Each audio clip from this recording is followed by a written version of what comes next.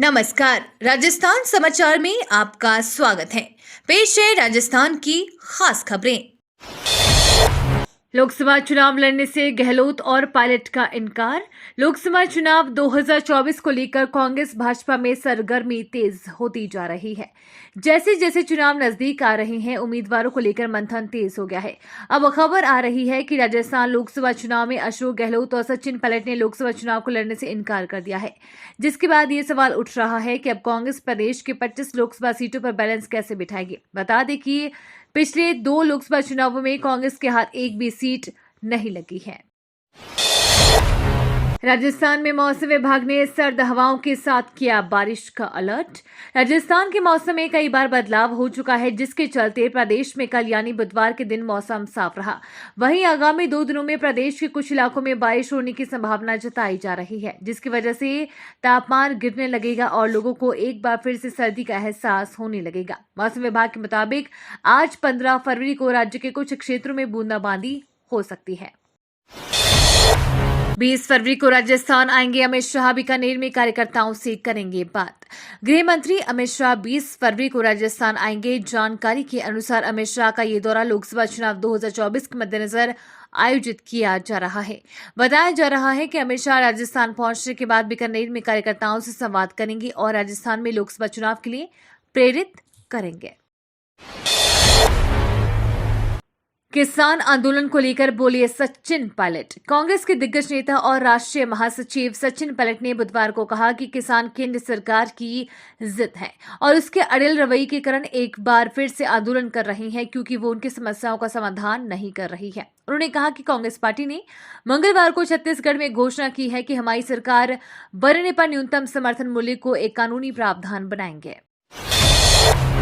राजस्थान में राज्यसभा चुनावों के बीच ईडी ने की छापेमारी। खनन बजरी माफिया मेघराज सिंह के ठिकानों पर बुधवार को प्रवर्तन निदेशालय का छापा डाला। राज्यसभा चुनावों के बीच एक का एक प्रवर्तन निदेशालय की टीम ने दिल्ली, जयपुर, उदयपुर सहित कई ठिकानों पर कार्यवाही जारी की है। इसके अलावा ईडी ने टोंक, सवाई माधोपुर ऑफिस और साइट पर रेड की है। आधिकारिक सूत्रों की मिली जानकारी के अनुसार खनन क्षेत्र में कथित अनियमितताओं से जुड़े मामलों में मनी लॉन्ड्रिंग की जांच को लेकर ये कार्यवाही की जा रही है। राजस्थान के सोने की खजाने की अब होगी नीलामी। राजस्थान की धरा अब सोना उगलने की तैयारी में है। मुख्यमंत्री एवं खान व भू विज्ञान विभाग के मंत्री भजनलाल शर्मा के नेतृत्व में राजस्थान का माइनिंग विभाग एक माह में ही नया इतिहास रचने जा रहा है। बांसवाड़ा के भूकिया जगपुरा में प्रदेश की पहली सोने की खानों की नीलामी की युद्ध स्तर पर तैयारी की जा रही है। सोने की 2 खानों की ई नीलामी की आवश्यक औपचारिकताएं पूरी होने के साथ ही करीब 1 माह में ऑक्शन के लिए भारत सरकार के ई पोर्टल पर निविदा जारी कर दी जाएगी। डिप्टी सीएम ने कहा, प्रदेश में बजट को लेकर सभी खुश हैं, अंतरिम बजट में बहुत कुछ दिया है।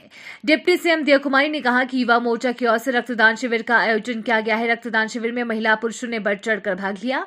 इस तरह के कार्यक्रम करते रहना चाहिए। प्रधानमंत्री नरेंद्र मोदी से प्रेरणा लेकर समाज सेवा वाले काम कार्यकर्ताओं की ओर से किए जा रहे हैं। दिया कुमारी ने कहा कि प्रदेश के बजट को लेकर भी सभी लोग खुश हैं। प्रधानमंत्री और मुख्यमंत्री के काम को लेकर सभी लोगों में उत्साह है। ये तो लेखानुदान था, लेकिन हमने संकल्प पत्र के अनुसार अंतरिम बजट में प्रदेश को बहुत कुछ दिया है।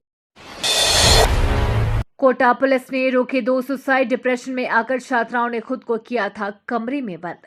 छात्रों में लगातार बढ़ रहे सुसाइड के मामलों को लेकर पुलिस प्रशासन सजग है। इसी क्रम में कोटा शहर पुलिस ने बीते 2 दिनों में 2 सुसाइड रोकने में सफलता हासिल की है। ये दोनों 16 वर्षीय छात्राएं हैं, जिन्होंने अपने आप को कमरे में बंद कर लिया था। सूचना पर पुलिस मौके पर पहुंची और छात्राओं से बातचीत कर उन्हें नॉर्मल किया। इसके बाद उनकी काउंसलिंग भी करवाई गई। अब इन पर विशेष ध्यान दिया जा रहा है। जे मेन में परफेक्ट स्कोरर आदित्य की मां की स्टूडेंट से अपील। जे मेन में पहले सेशन में 300 में से 300 अंक लाने वाले छात्र आदित्य से ईटीवी भारत ने खास बातचीत की, जिसमें उन्होंने अपने सक्सेस के बारे में बताया। इस दौरान आदित्य की मां ने कहा कि दिमाग में गलत स्टेप उठाने का ख्याल आए तो एक बार पेरेंट्स का चेहरा सोच लें। भारतीय स्टेट बैंक में बिना परीक्षा नौकरी पाने का मौका। भारतीय स्टेट बैंक में नौकरी पाने का एक बढ़िया अवसर है। इसके लिए एसबीआई ने स्पेशल कैडर ऑफिसर के पदों के लिए भर्ती निकाली है। अगर आप बैंक में ऑफिसर बनना चाहते हैं तो आधिकारिक वेबसाइट sbi.co.in के माध्यम से अप्लाई कर सकते हैं। इस भर्ती प्रक्रिया के तहत मैनेजर, असिस्टेंट मैनेजर, सर्कल, रक्षा बैंकिंग सलाहकार के पदों पर भरे जाएंगे। इसके लिए इन पदों के लिए आवेदन प्रक्रिया शुरू हो चुकी है। केंद्र सरकार पर भड़के गहलोत पायलट, कहा पीएम मोदी हो रहे एक्सपोज।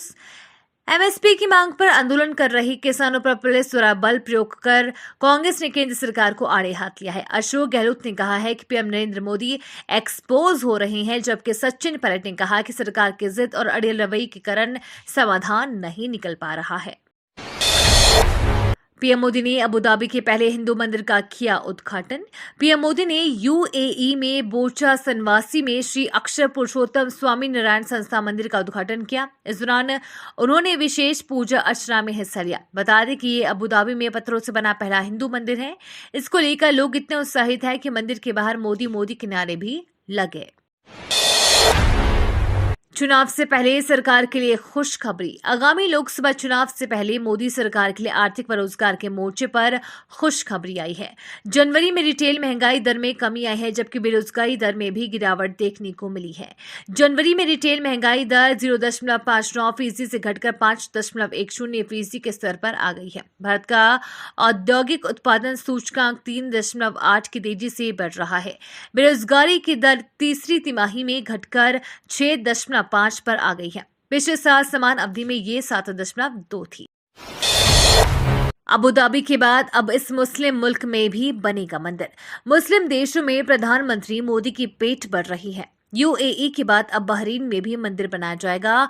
बहरीन सरकार की ओर से मंदिर के लिए जमीन पहले ही अलॉट हो चुकी है और अब निर्माण करने की औपचारिकताएं भी पूरी कर ली गई है। इसके लिए BAPS ने पीएम मोदी और बहरीन क्राउन प्रिंस को धन्यवाद दिया है। राजफेड में 49 पदों पर सहकारी भर्ती बोर्ड से भर्ती की जाएगी।